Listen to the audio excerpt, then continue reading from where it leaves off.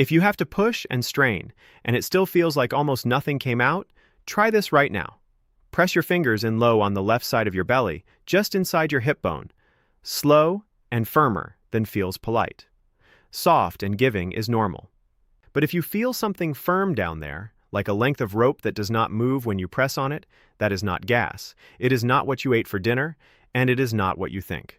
Over the next few minutes, I am going to tell you exactly what that is, why it happens to so many people after 60, and what actually clears it. And I want to be clear about what this is not.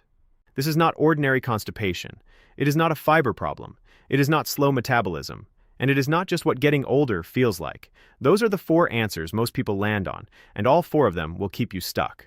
Listen to me carefully, because there is one thing people do when this happens, with the best intentions in the world, that turns an uncomfortable week into an emergency room situation. It is sitting in most medicine cabinets in America right now.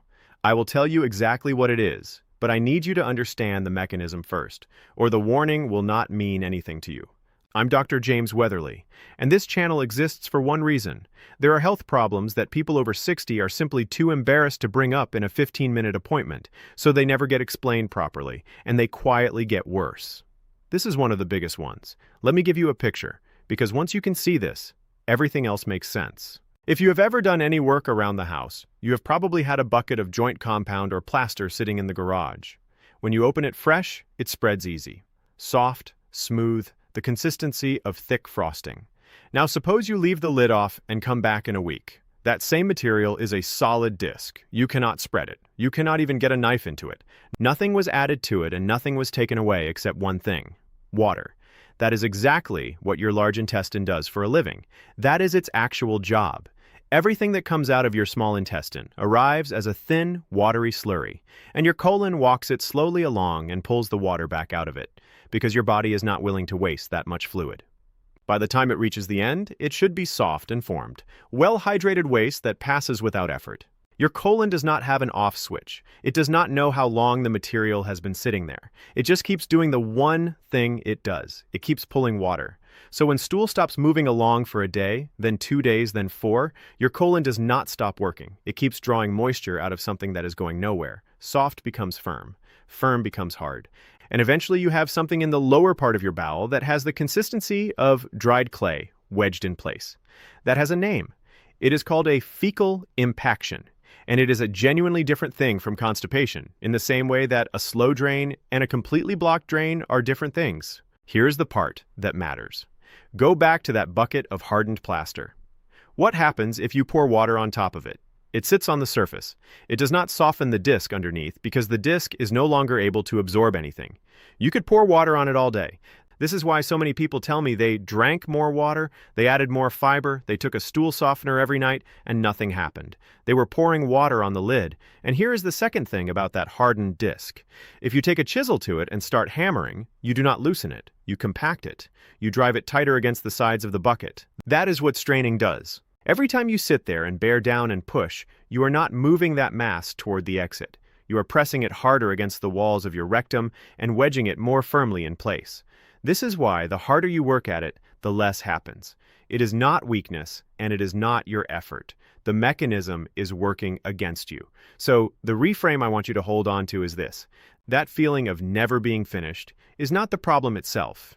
It is a signal. It is your body telling you there is something physically present that has stopped moving, and that everything you have been doing about it has been aimed at the wrong target.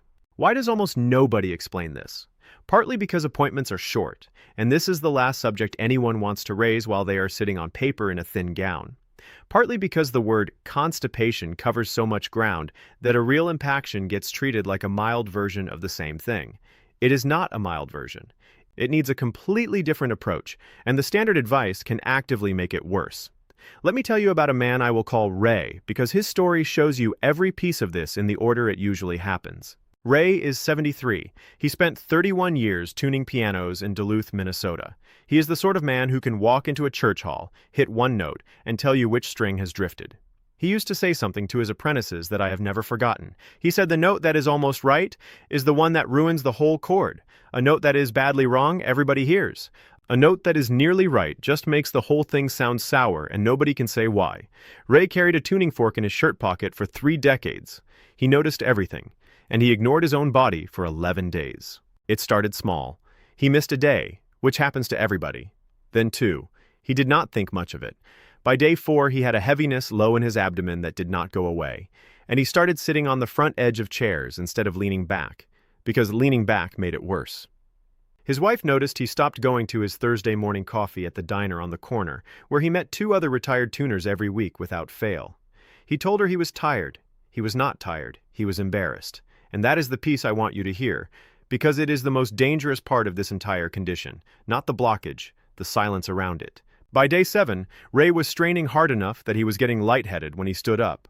By day 9, his lower back had started aching in a way he could not connect to anything. He assumed he had pulled something. Then on day 11, something finally happened. Loose, watery stool. And Ray felt relieved. Hold that moment. We are coming back to it, and it is the single most important 60 seconds in this entire video. Before we go further, let me give you something you can use today, because I do not want you sitting through an explanation with nothing in your hands. If you have not had a proper bowel movement in 3 days or more, and you already feel that firm fullness low in your belly, this is the moment to stop adding bulk fiber, not forever. For right now. Bulk-forming fiber, the psyllium husk products, the fiber powders, the extra bran, all of it works by absorbing water and swelling to create a larger, softer mass that the bowel can grip and move along. That is genuinely excellent when the pipe is open. When there is already a hard obstruction sitting at the bottom, you are adding volume behind a blockage. What you get is more pressure, more bloating, more cramping, and no movement. People add fiber, feel dramatically worse, and conclude that their body is broken. Their body is fine. The timing was wrong. That alone solves a mystery for a lot of people watching this. If that is you, if you have added fiber and felt worse rather than better, type the word "stuck" in the comments below. I ask because I want to know how common this is among the people watching, and I read them. And if this is making things click into place for you, consider subscribing. This channel is not really about diseases. It is about the ordinary, unglamorous, slightly embarrassing things that happen to bodies after 60, explained properly, once, so you never have to guess again. That is the whole mission. If that is useful to you, come along. Now let me show you why Ray got here in the first place, because it is almost never one thing.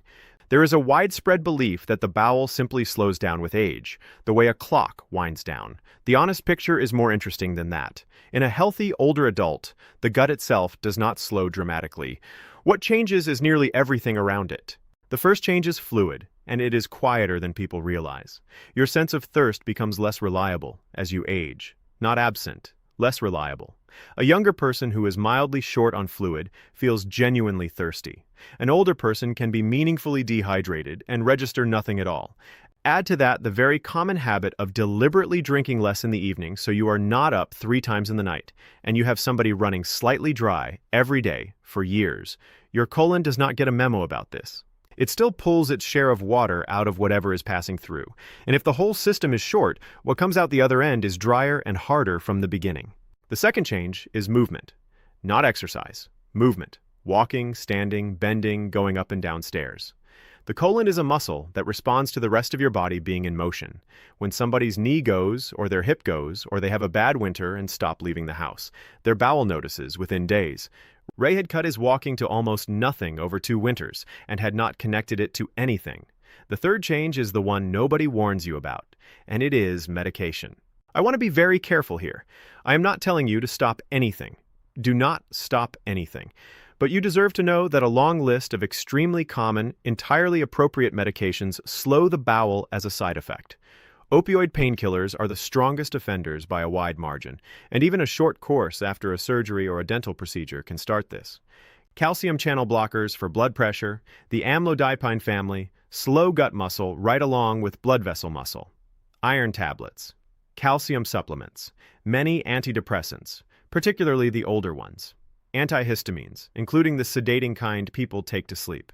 Certain bladder medications. Diuretics, indirectly, by pulling fluid out of the system. Ray was on a blood pressure tablet, a calcium supplement his daughter had bought him, and an antihistamine most nights because it helped him sleep. Not one of those was a mistake.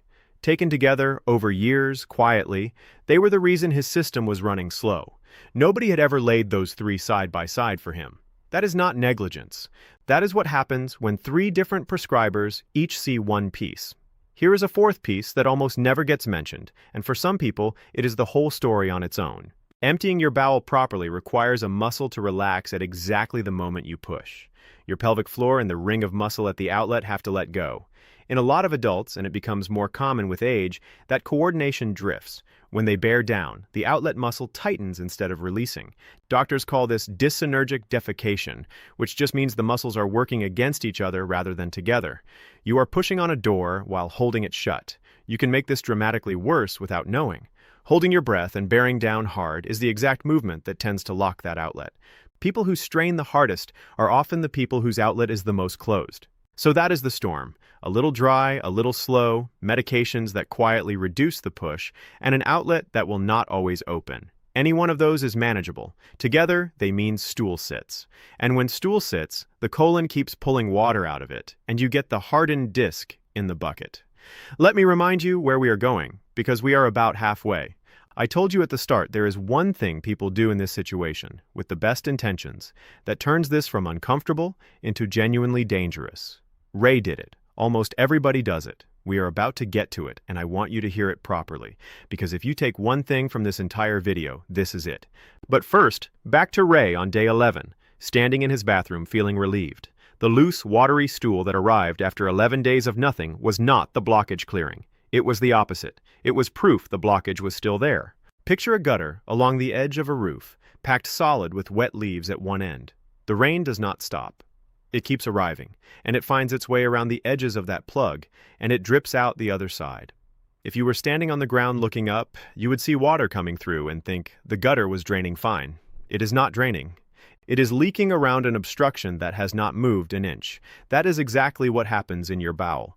New material keeps arriving from above. It cannot get past the hardened mass, so it backs up, stays liquid, and eventually finds a channel around the outside of the blockage and comes out. Watery, sometimes uncontrolled, sometimes staining underwear with no warning at all. Doctors call this overflow diarrhea, and it is one of the great disguises in medicine because it presents as the exact opposite of the actual problem. So what does a reasonable person do when they suddenly have watery stool? They reach for the anti-diarrhea tablets. Every household has them. They are sitting in medicine cabinets in every city in this country. And they work. They genuinely work. They slow the bowel down and stop the leaking, which means they seal a rock-hard blockage in behind a bowel that is now barely moving at all. That is the mistake. That is the one thing. Ray took 2 tablets over 2 days, and it was those 2 days that took him from an uncomfortable week to sitting in an emergency room. If that just landed for you, type the word clear in the comments.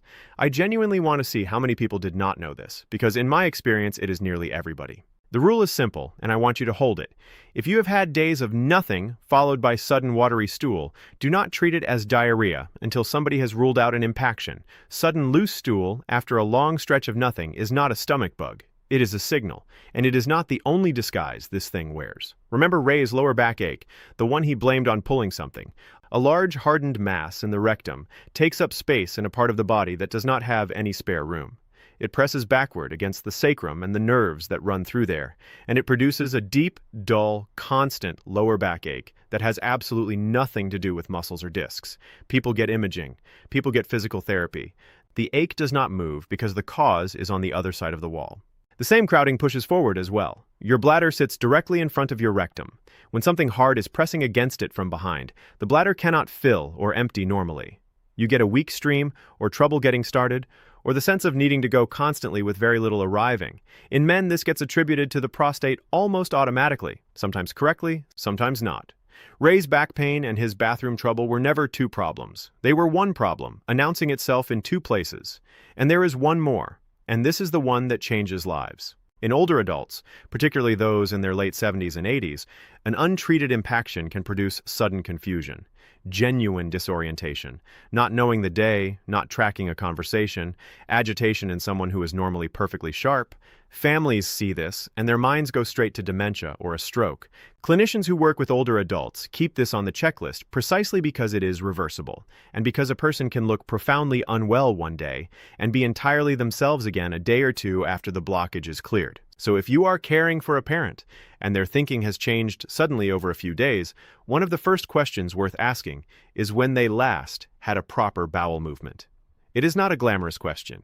It has brought a lot of people back. Now, what actually happened with Ray and what actually works? The essential principle is this. An established impaction has to be dealt with from below before anything is taken from above. That sequence is not a preference. It is the thing that keeps people out of trouble. A strong oral laxative taken while a hard blockage is still in place pushes the entire system against a closed door. That is how you get severe cramping, vomiting, and in rare cases, real damage to the bowel wall.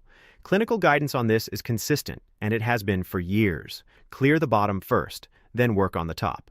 For Ray, that meant a clinician doing what needed doing, which took about 20 minutes, and which he described afterward as the least dignified and most relieving 20 minutes of his life. Then softening agents from below over the following days to clear what remained higher up. Then, and only then, a gentle oral regimen to keep things moving while his system reset.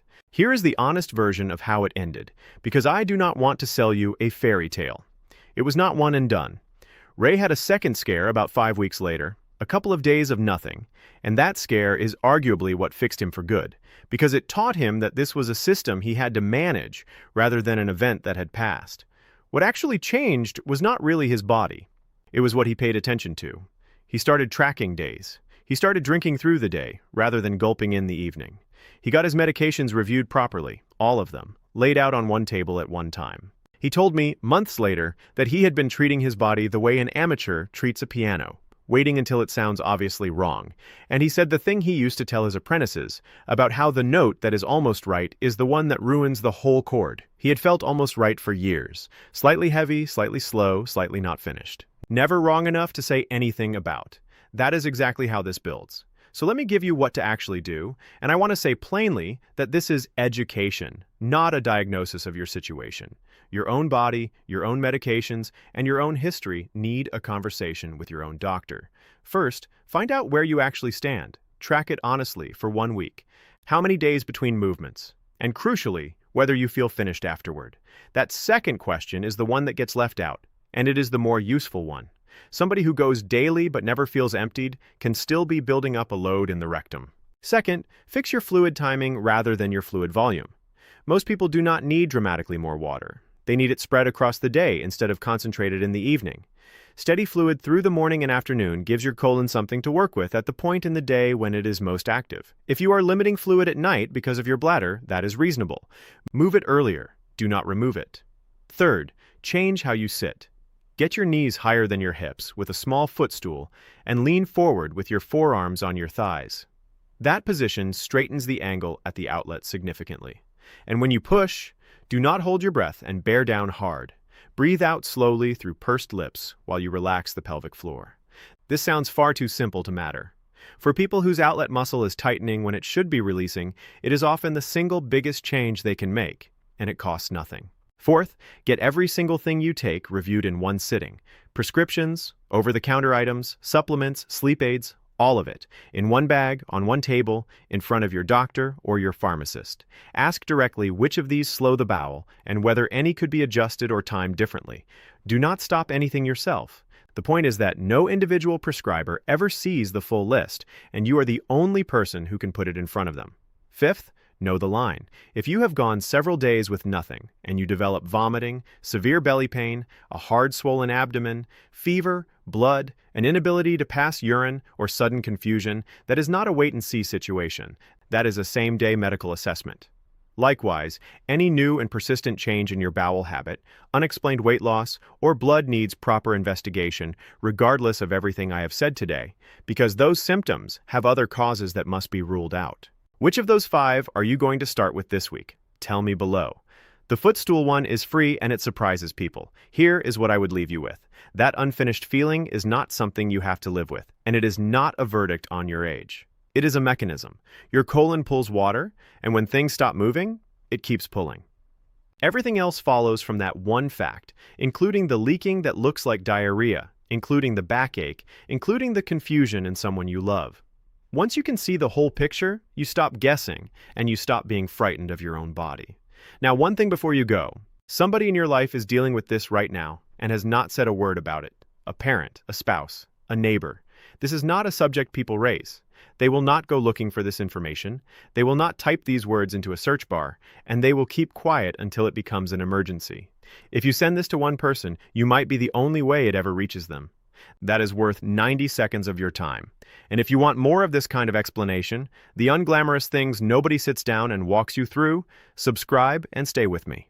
There is a new one every week, and it is always something practical you can actually use. Next week, I'm going to answer a question I get constantly.